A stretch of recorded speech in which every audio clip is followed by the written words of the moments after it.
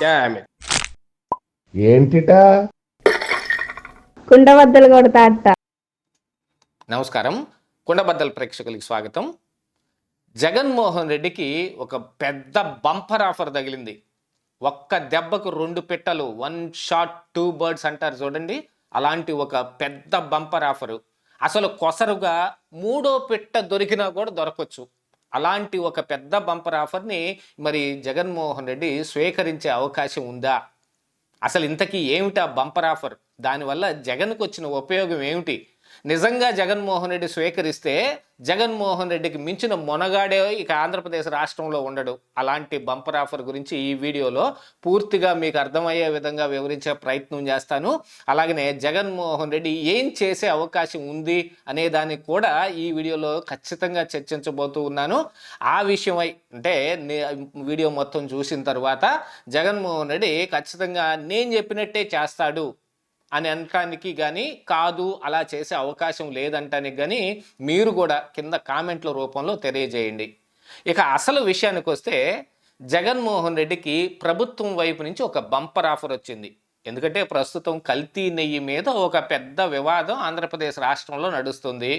అందులో జంతు కొవ్వు ఉందని ఎప్పుడో చంద్రబాబు నాయుడు చెప్పిన మాటని ఇప్పుడు జంతు కొవ్వు లేదని సిబిఐ సిట్లో తేలిపోయింది కదా, ఛార్జ్ షీట్లో అలా వేశారు కదా. ఇప్పుడు ఏమంటావు చంద్రబాబు అన్నట్టుగా వీళ్ళందరూ ప్రశ్నిస్తూ ఉన్నారు. నోటికి బాగా తేటైన మాటలతోటి వాళ్ళు కూడా వాళ్ళ నోటి దూల తీర్చుకుంటూ ఉన్నారు. కాకపోతే ఇప్పుడు మరి ప్రభుత్వం మాత్రం ఊరుకుంటుందా, మిన్న ఊరుకుంటుందా? అలాగా ప్రభుత్వం ఈ రోజున జగన్మోహన్ రెడ్డికి ఒక బంపర్ ఆఫర్ ఇచ్చింది. రేపు రాబోయే 11వ తారీఖు మీ 11 మంది ఎమ్మెల్యేలు అసెంబ్లీకి వచ్చి ఈ విషయమై చర్చిస్తారా అనే ఒక పెద్ద బంపర్ ఆఫర్ ఇచ్చారు. నిజంగా జగన్మోహన్ రెడ్డికి ఈ బంపర్ ఆఫర్ అనే చెప్పాలి. దీనివల్ల మరి ఒక దెబ్బకు 2 పిట్టలు ఎలాగా అని అంటే, జగన్మోహన్ రెడ్డి ఆయన పార్టీలో ఉన్న ఎమ్మెల్యేలు మొత్తం 11 మంది 60 పని దినాలు అసెంబ్లీ పని దినాలకు వెళ్ళకపోతే అనర్హత వేడుకు గురయ్యే అవకాశం ఉంది. కాబట్టి ఏదో ఒక వంకతోటి ఈ రోజున అసెంబ్లీకి వెళ్ళే అవకాశం లభించింది. 11వ తారీఖు 11 మందితోటి రమ్మన్నారు కదా, ఇదిగో మేము 11 గంటలకు కూడా వచ్చాం, మీ సవాల్ని మేము స్వీకరించాం, చర్చిద్దాం అని ఇప్పుడు అసెంబ్లీకి వెళ్ళారనుకో, ఒకవైపున సవాలు స్వీకరించిన వాడవుతాడు జగన్మోహన్ రెడ్డి, ఎవడికి భయపడని వాడిలాగా ఇప్పుడు ప్రజల్లో కనిపిస్తాడు. అంటే గతంలో మరి 164 మంది ఉన్నారు, వాళ్ళ నోటి దురుసు ముందు మనం తట్టుకోలేమేమో అనే ఉన్న అనుమానాలకి ఇప్పుడు జగన్మోహన్ రెడ్డి చెక్ పెట్టినట్టు అయింది.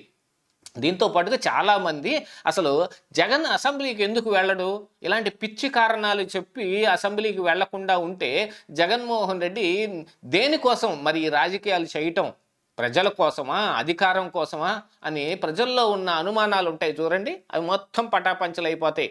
ఒక్క దెబ్బకి జగన్మోహన్ రెడ్డి అలా ఆకాశం ఎత్తులో నిలబడతాడు. ఎవరున్నా సరే నేను లెక్కే చేయను అని జగన్మోహన్ రెడ్డి చెప్పుకుంటాడు చూడండి. ఎదురు ఎవడొచ్చినా తొక్కుకుంటూ వెళ్ళిపోవటమేనని. ఆ తొక్కేదేదో ఇప్పుడు అసెంబ్లీలో తొక్కేది. దాంతోపాటుగా ఇప్పుడు 60 పని దినాలు అసెంబ్లీకి హాజరు కాకపోతే అందులో అనర్హత వేటు గురి కాకుండా తప్పించుకునే అవకాశం కూడా ఉంటుంది. ఒకట్లాగా 2 రకాలైన బంపర్ ఆఫర్లు దొరికాయి. ఇక జగన్మోహన్ రెడ్డి అసెంబ్లీకి వెళ్ళి ఈ చర్చలో పాల్గొంటే అందులో మరి జంతు కొవ్వు లేదన్నారు అనే ఈ సిట్టు నివేదికలోనూ మరి చంద్రబాబు నాయుడు ఉందని ఎందుకన్నాడు అని గట్టిగా అసెంబ్లీ సాక్షిగానే ప్రశ్నించవచ్చు. ఇప్పుడు బయట అడుగుతున్న ప్రశ్నలను ఈ బయట మాట్లాడుతున్న మాటలన్నీ అసెంబ్లీలో గట్టిగా అడిగేది అవన్నీ రికార్డెడ్గా ఉంటాయి. బయట మాట్లాడే పోస్కోలు కబుర్లన్నీ సోషల్ మీడియాలో ఈరోజు వచ్చే రేపు బాయ, ఈరోజు చెబుతూ ఉంటారు చూడండి, వెనకటికో సామెత, today's news paper is tomorrow's waste paper అని.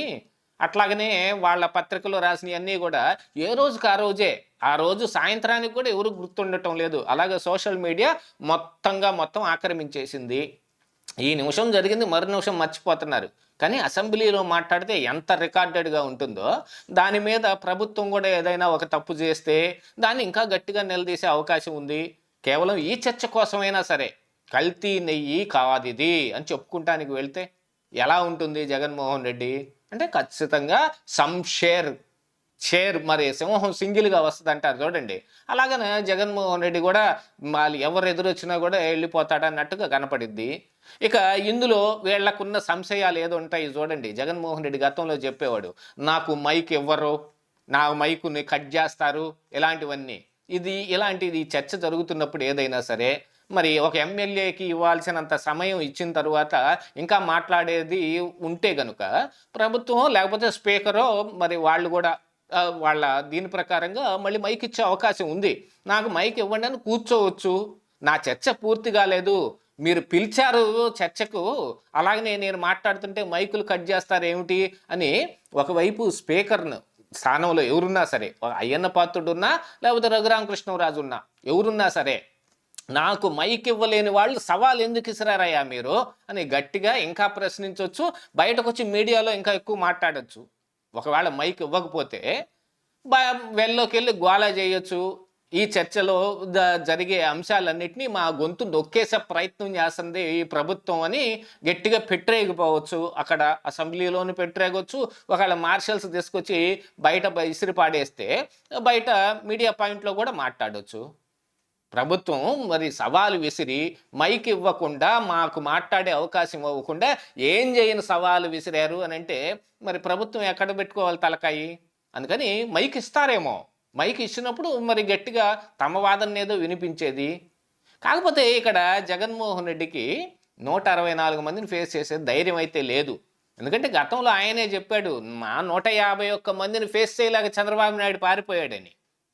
ఆ తరువాత గవర్నర్ గారి ప్రసంగం సమయంలో వెళ్ళి ఊరక ఒక 11 నిమిషాలు ఉండి బయటకు వచ్చేసి ఆ 11 నిమిషాల్లో బెరుగ్గా కొత్తగా అప్పుడే ఒక స్టూడెంట్ని తీసుకెళ్ళి స్కూల్లో జాయిన్ చేసిన మొట్టమొదటి రోజు ఏడ్చి కళ్ళల్లో నీళ్లు ఎగిరిపోయి బేలగా చూస్తూ ఉంటారు చూడండి చుట్టుపక్కల వైపున, అలా చూసుకుంటా కూర్చొని పద అని బొత్స సత్యనారాయణతో చెప్పుకొని బయటకు వచ్చేసాడు. అలాంటి జగన్మోహన్ రెడ్డి ఇలా సవాల్ స్వీకరించి వెళ్తాడంటే వెళ్ళే అవకాశమే ఉండదు.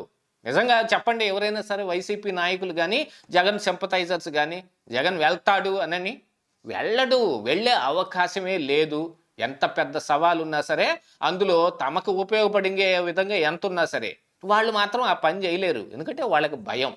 దీంతో పాటుగా ఇప్పుడు జగన్మోహన్ రెడ్డి తిరిగి అసెంబ్లీకి వెళ్తే అందులో ఆయన మినిస్టర్స్ పాయింట్లో నుంచి ఈ ఈ ఈ ద్వారం నుంచే వెళ్ళాలనే కోరిక ఉంటుంది తప్ప ఇప్పుడు ఎమ్మెల్యేగా ఉన్న ఆయన వేరే దారిలో వెళ్ళలేడు.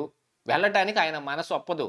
నేను ఒకప్పుడు ఎలా బతికేవాడిని, ఈ అసెంబ్లీకి మొత్తాన్ని రాజ్యం చేసేవాడిని, అలాంటిది చూడండి ఎలాగైపోయిందో నా పరిస్థితి అని కుళ్ళి లోపల ఏడుస్తూ ఉంటాడు జగన్మోహన్ రెడ్డి.